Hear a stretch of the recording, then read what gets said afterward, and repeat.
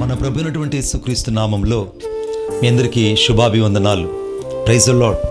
ఈ రోజున వాగ్దానం, సమస్తమును నూతనమైనదిగా చేయుచున్నాను.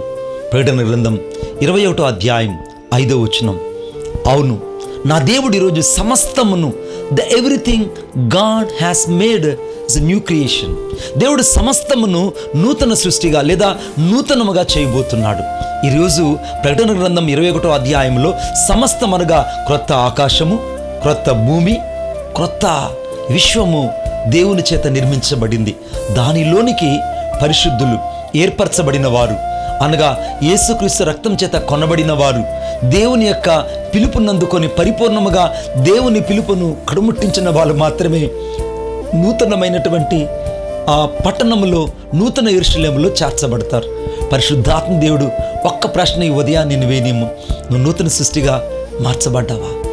సమస్తం నీ జీవితంలో నూతనంగా చేయబడ్డాయా? ఒకవేళ సమస్తం నీ జీవితంలో నూతనం కాలేకపోతే యేసయ్యకి ఈరోజు అవకాశం. ప్రభువా, నా జీవితంలో నన్ను ఒక్కసారి జ్ఞాపకం చేసుకో, నా జీవితాన్ని ఒకసారి జ్ఞాపకం చేసుకో. సమస్తము నూతనంగా చేస్తానన్నావు. నా జీవితంలో సమస్తాన్ని నూతనంగా చేయడానికి నా జీవితాన్ని వాడుకో, నా జీవితాన్ని వాడుకో, నా జీవితాన్ని వాడుకో. దేవునికి నీ జీవితాన్ని ఇవ్వగలవా? ఈ ఉదయకాల సమయంలో నీ పనిపాటల్లో, నీ యొక్క పరిచర్యలో, నీ యొక్క ఉద్యోగంలో, నీ ప్రయాణంలో దేవునికి తోడై ఉండునుగాక. ఆమేన్.